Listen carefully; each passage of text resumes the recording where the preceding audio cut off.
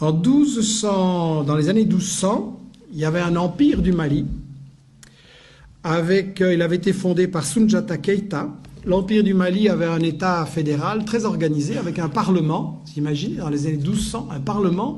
En Europe, on va juste attendre 6 ou 7 siècles pour arriver à cette chose-là. Et l'État était très organisé, avec une armée, avec un système d'enseignement, avec un trésor public. Il organisait l'extraction et la vente de l'or. Il développait l'agriculture, coton, arachide.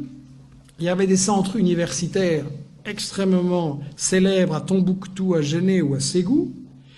Et un des successeurs de Keïta, Boubacar II, 2 siècles avant Christophe Colomb, a lancé 2 expéditions maritimes pour découvrir l'Amérique. Donc, pour des gens qui ne sont jamais entrés dans l'histoire, c'est pas mal. Et en fait, ce qui est intéressant, c'est que donc, il y avait toute une économie en Afrique et au Mali. Il y avait une économie avec un commerce, des caravanes qui remontaient de la Gambie, donc de l'ouest de l'Afrique jusqu'à la Méditerranée.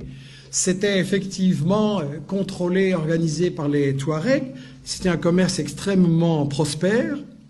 Et quand le colonisateur français est arrivé là, intéressé par les matières premières, qu'est-ce qu'il a fait? Il a totalement disloqué, brisé ce commerce.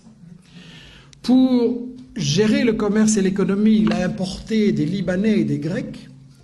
Et ensuite, la grande démocratie française, qu'est-ce qu'elle a fait? Elle a assassiné des milliers de professeurs de langue arabe. Pourquoi?